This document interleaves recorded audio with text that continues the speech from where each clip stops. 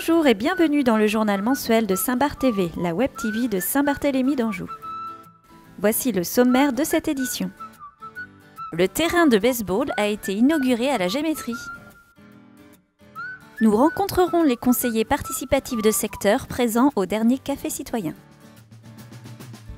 Un Ripper Café s'est tenu pour la deuxième fois dans notre ville.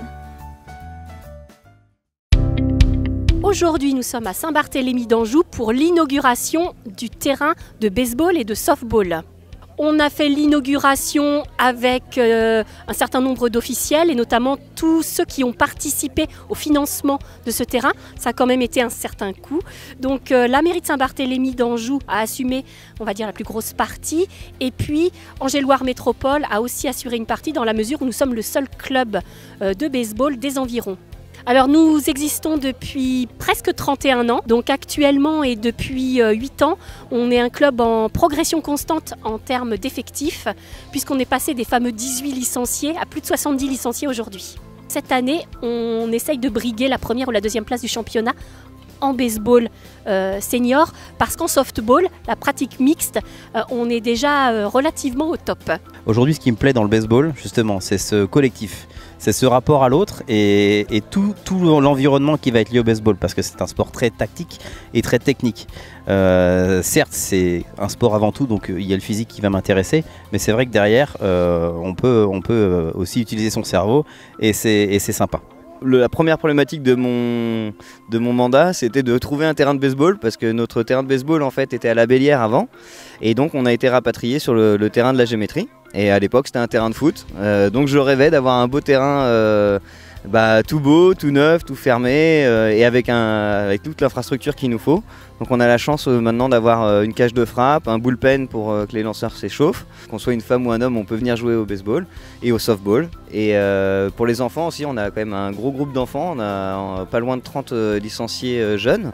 Donc c'est super d'avoir une infrastructure comme ça, c'est un vrai cadeau. Et le petit garçon de 13 ans que j'étais à l'époque et le plus grand d'une vingtaine d'années président est très content aujourd'hui d'avoir un si beau terrain à Saint-Barthélemy. Si vous êtes sport individuel et que vous aimez et que le collectif vous manque, le baseball c'est parfait. Parce que y a un travail de swing qui est individuel, il y a un travail de jeu défensif qui lui par contre est collectif. Et donc vous avez quand même cette sensation quand vous êtes à la frappe d'être seul au monde, et c'est à vous de faire votre jeu. Chacun a son moment de gloire au moment du sport, mais toujours dans une pratique collective, et ça voilà, ça c'est le baseball.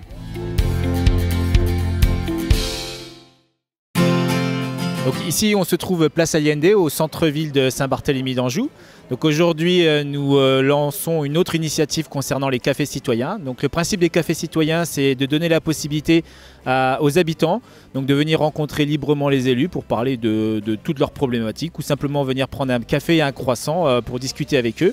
En général, donc, les cafés citoyens ont fait une thématique particulière sur laquelle voilà, ça permet aux gens de se dire tiens, la thématique me plaît, j'aimerais bien voir quels sont les sujets qu'on peut discuter à ce propos. Donc la thématique d'aujourd'hui, c'était sur la citoyenneté et surtout aussi sur la mise en valeur des conseils participatifs de secteur, qui sont des instances de démocratie participative dans la commune. Le rôle des conseillers participatifs de secteur, c'est d'inciter en fait les habitants à intégrer plus la vie de la commune, et justement le conseil participatif de secteur peut être le relais. C'est une bonne opportunité avec le café citoyen d'inciter justement les Barthéléméens de pouvoir venir exprimer ou faire émerger des souhaits ou des besoins pour la commune. On dit ce qu'on a à dire, quoi. Saint-Barth, pour moi, c'est la convivialité. Moi, j'aime beaucoup Saint-Barthélemy. Faut oser venir. C'est là qu'il faut sortir. C'est là qu'il faut demander. C'est là qu'il faut venir écrire, même si c'est pas parler, on peut écrire sur un papier. Donc l'avantage aussi de ces cafés citoyens, c'est que toutes ces remarques sont enregistrées et on répond individuellement à l'ensemble des personnes donc, qui ont fait des remarques et qui souhaitent des réponses. Bien évidemment, c'est quelque chose qu'on va continuer parce qu'on se rend compte qu'il y a un vrai intérêt auprès de la population. Donc on n'a pas forcément de date précise ou de période précise à laquelle on veut lancer. On regarde au fil de l'eau, voilà ce qui est le plus intéressant. Mais en général, on fait ça tous les 3-4 mois et sur des thématiques particulières et différentes. Moi je dirais simplement pour les personnes voilà, qui n'oseraient pas venir, il ne faut pas hésiter parce que c'est complètement libre, c'est très convivial, c'est autour d'un café, c'est autour d'un croissant. Voilà, il ne faut pas hésiter, les élus sont comme des habitants avant tout et ils sont abordables comme eux, donc venez discuter avec eux et venez remonter aussi vos problématiques si vous en avez. Alors ici, on est donc au village Pirabi pour une opération Repair Café. Donc le Repair Café, en quelques mots, c'est la philosophie, c'est ne jetez plus, réparons ensemble. Donc le principe, c'est d'essayer de trouver une solution avant de jeter un appareil. Donc c'est une démarche qui est plutôt éco-citoyenne. C'est une démarche qui fonctionne avec des bénévoles. Donc on a un groupe de réparateurs bénévoles, ils sont une dizaine. Ils ont un peu chacun leur spécialité, alors ça peut être l'électronique, l'électricité, le travail du bois, réparation de vélo, la couture. Alors ce que je fais ici, j'aide les gens justement à ne pas jeter leur matériel et à essayer de comprendre qu'est-ce qu'on peut en faire et comment ça fonctionne. Pour ma part, moi c'est dans l'informatique, donc les outils informatiques aujourd'hui c'est pareil que pour tout. Les gens achètent du matériel qui coûte cher. Et ils ont envie de ne pas jeter et essayer de le réparer par eux-mêmes parce que concrètement, quand on met 600 € dans du matériel, on a envie de pouvoir essayer de le faire durer le plus longtemps possible. Et parfois, on peut se rendre compte que par de simples petits changements de matériel, on peut économiser des centaines d'euros. Ne jetez pas votre matériel, on peut tenter de le réparer et même si au final, on n'arrive pas à le récupérer, vous aurez fait cette démarche et croyez-moi, c'est bien pour la planète. Ce matin, c'était un appareil, un aspirateur, un vieil aspirateur qui a été sauvé et une imprimante dont je n'avais pas mis les bonnes cartouches. Voilà, sinon, ça allait à la déchetterie. Vous savez très bien, c'est pratiquement du jetable, les appareils maintenant. Donc vous faites faire un devis pour réparer, ça vous coûte le prix de l'appareil. Donc plus la réparation, autant aller en acheter une neuve. Ici, ils réparent et on repart avec l'appareil au lieu d'aller le jeter. On est vraiment dans un échange de savoir. Les gens sont heureux de transmettre ce qu'ils savent.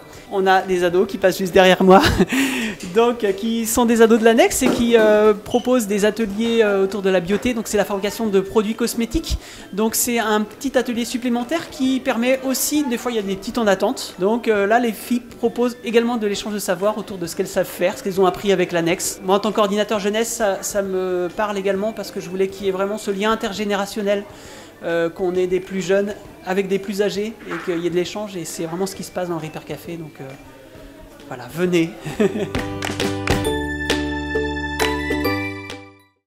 Et pour conclure cette édition, les événements à ne pas manquer. L'Annexe organise une soirée Manche Discute Regarde vendredi 5 octobre à partir de 17 h.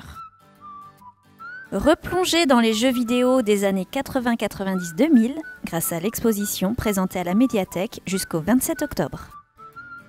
Le village Pierre Rabhi invite toutes les mamans à une soirée de détente le vendredi 19 octobre.